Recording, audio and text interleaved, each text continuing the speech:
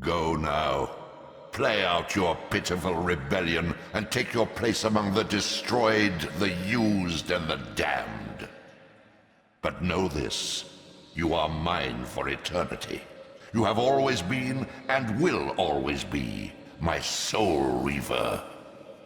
Under normal laws of the space-time continuum, people can only exist in one place at one time.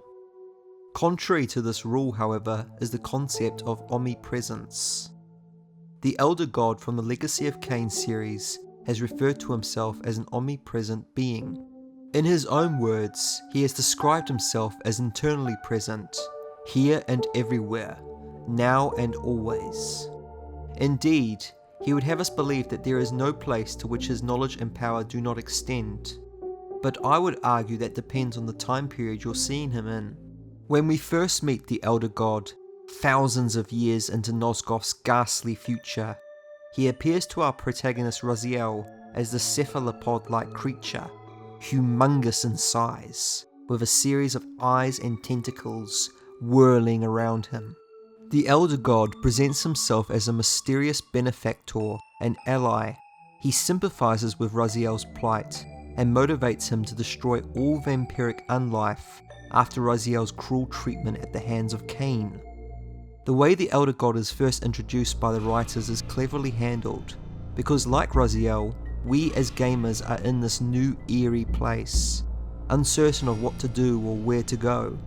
We are immediately given someone to turn to mentor us in the ways of the spectral realm, while explaining the history of one region to the next. During his first scene, he claims to be the hub of the Wheel of Fate, the preternatural cycle of birth, death and rebirth to which all souls are drawn. That comment alone would suggest that he is a deity, and is responsible for the endless spiral that is life and death. Raziel accepts the creature for what he says.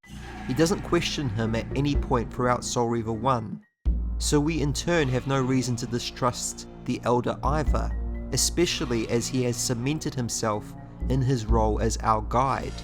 He's at least as big as a continent, occupying the deep caverns beneath the abyss, the cemetery, the pillars, and the vampire citadel.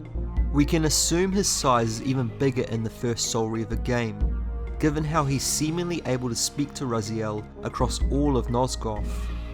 Interestingly, when Raziel journeys back into the past, the Elder's voice vanishes until he comes face to face with the creature again beneath the pillars, where he is noticeably smaller.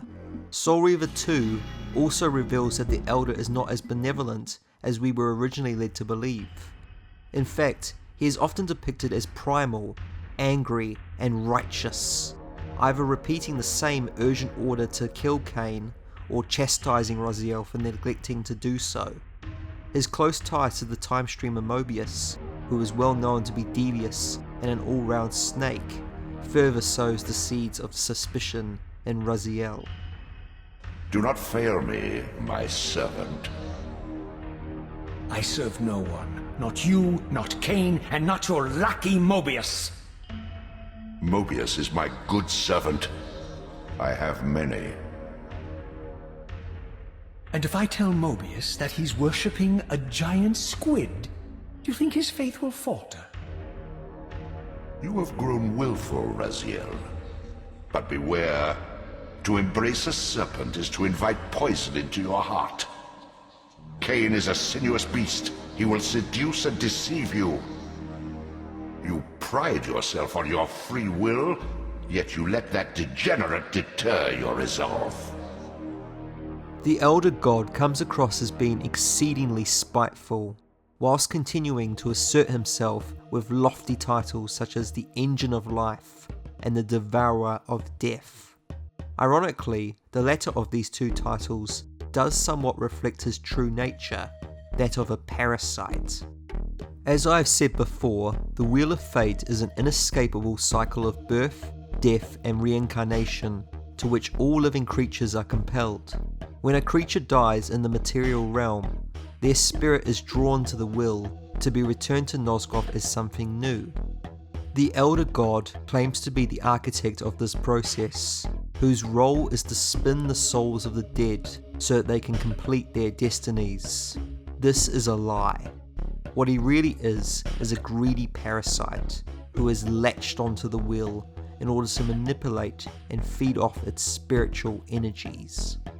During Raziel's remaking as a wraith, the Elder God bound himself to the fallen vampire. Therefore, every soul Raziel consumes not only nourishes and replenishes his own health, but also returns a portion of it to the Elder. So he's basically taking a huge chunk off the top of every soul Raziel eats. Rather than letting all that spirit energy go back into the world, as it should, the Elder God interrupts the natural flow of reincarnation by devouring those souls for himself. This would seem to suggest then that as the eons pass and he siphons more spiritual energy, the Elder God thrives and grows over time. Essentially, he is only able to see and speak everywhere when he is large enough to extend his tentacles and eyes across all of the Underworld, as seen in Soul Reaver 1. Nevertheless, even in Nosgoth's early history, he is still very powerful, as he is omnipresent on a temporal level, existing in the past, present and future simultaneously. In this sense, he is what you might call timeless. The origin of the Elder God is deliberately left ambiguous, but the character clearly takes inspiration from H.P. Lovecraft's novels. In Lovecraft's stories, gods are not divine righteous beings, but are rather extraterrestrial monstrosities. Humanity wrongfully worships these cosmic entities, and while they exert incredible power, they are still just another form of organism. This parallels with themes rooted in the Legacy of Kain series, and how the Elder God tricks the original ancient vampire race into doing his bidding through their blind faith and devotion to him. While the ancients submitted to the will of fate, the Hilden, another race present in Nosgoth, refused to do so, thus leading the Elder God to incite a war between the two races. This of course resulted in the Hilden being banished to the demon dimension, while the vampires were cursed with an immortal existence. As the vampires were no longer able to die, the Elder God turned his back on them. Essentially, they had outlived their usefulness, since he could no longer feed off their undying souls. Despite years of unquestionable loyalty, the Elder God resolves to wipe them all out with the help of humans, who are just as easily susceptible to manipulation.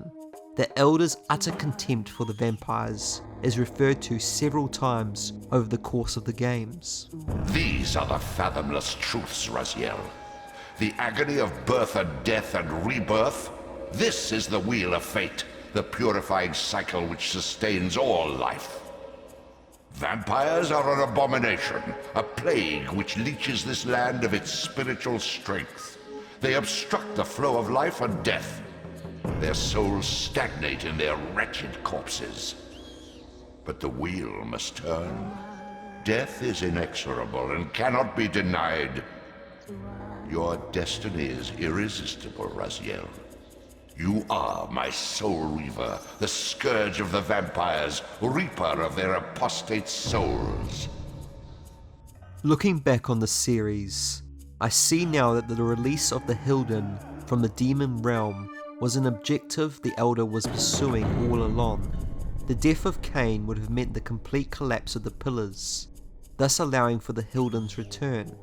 That's a whole species to feed one gluttonous parasite. This is a creature who thrives on war and suffering. Indeed, the more death he causes, the more souls he can leech. It's a really disturbing thought. An otherworldly evil whose primary ambition is to provoke as much hatred and war as possible in order to feed from the souls of the dead.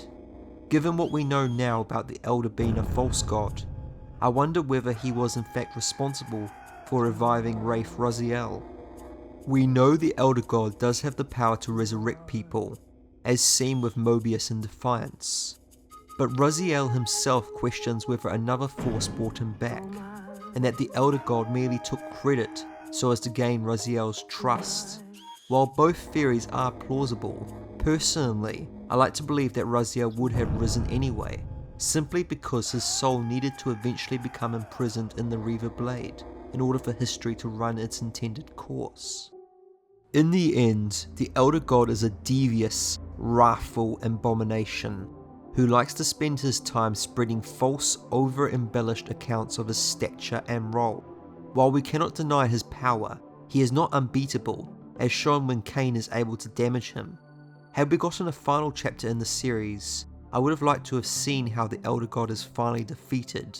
It has been hinted at by the series creators that Kain would have travelled back to the future era to destroy the Elder God, and hence restore Nosgoth before returning the Soul Reaver to its proper point in time. We still know next to nothing of this backstory or where he came from. Did he sprung from the wheel, or is he a visitor from the stars who came to devour Nosgoth before moving on to the next planet? Let me know your thoughts in the comments section. Thank you for watching, and if you enjoyed this video, do leave a like and subscribe. Until next time.